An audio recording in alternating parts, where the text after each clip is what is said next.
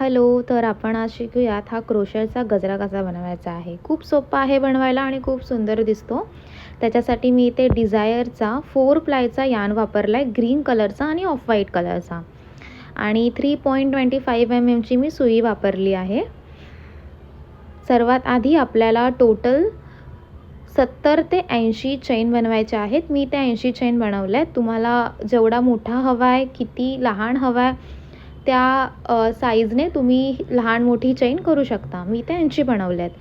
त्याच्यानंतर हा शेवटचा धागा जो आहे तो ओढून आपल्याला ही जी चैन आहे ती लॉक करून घ्यायची आहे.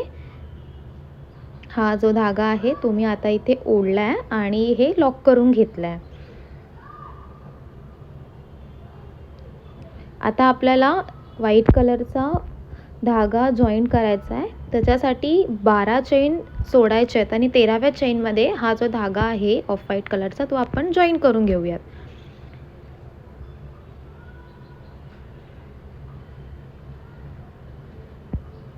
हा धागा मी आता इथे जॉईंट केलाय. जॉईंट केल्यावरती मी 3 चैन घेतल्यात, 2 आणि ही 3 आणि प्रत्येक चैनमध्ये आपल्याला 5 डबल क्रोशेट बनवायचे आहेत. म्हणजे हे आपण जे 3 चैन बनवले ते पकडून 5 बनवायचे आहेत आपल्याला डबल क्रोशेट. 1, हा 2 आणि हा 3 आणि 4, म्हणजे टोटल आपले झाले आता इथे 5 डबल क्रोशेट. 1, 2, 3, 4, 5. मग आपल्याला हा धागा जो आहे 5व्या डबल क्रोशेटचा तो असा खेचून घ्यायचा आहे आणि पहिल्या 3 चैनमधून 3ऱ्या चैनमधून आपल्याला सुई बाहेर काढायची आहे आणि हा जो व्हाईट कलरचा धागा आहे तो आपल्याला खेचून घ्यायचा आहे. त्या 3ऱ्या चैनमधून दाखवल्याप्रमाणे खेचून घेतल्यावरती आपल्याला पुन्हा एकदा 3 चैन बनवायचे आहेत. 1, 2, 3 आणि सेम त्याच चैनमध्ये एक स्लिप टिच मारायची. असा धागा घ्यायचा आणि एक स्लिप टिच मारायची. सेम मी हे पुढच्या चैनमध्ये सुद्धा बनवलं आहे.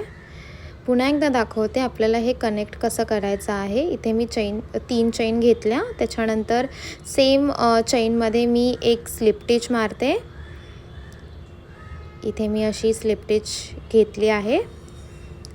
त्यानंतर पुढच्या चैनमध्ये आपल्याला हा धागा जॉईंट करून घ्यायचा आहे. तो कसा मी करते ते बघा.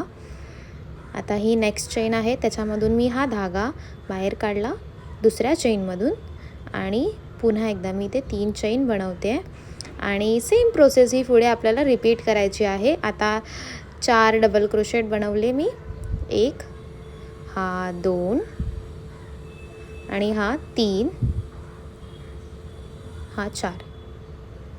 टोटल 4 डबल क्रोशेट झाले आणि ते 3 चैनवाला मिळून झाले 5 डबल क्रोशेट.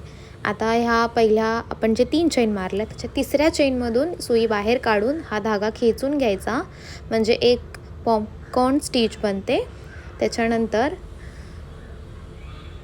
3 चैन घ्यायच्या.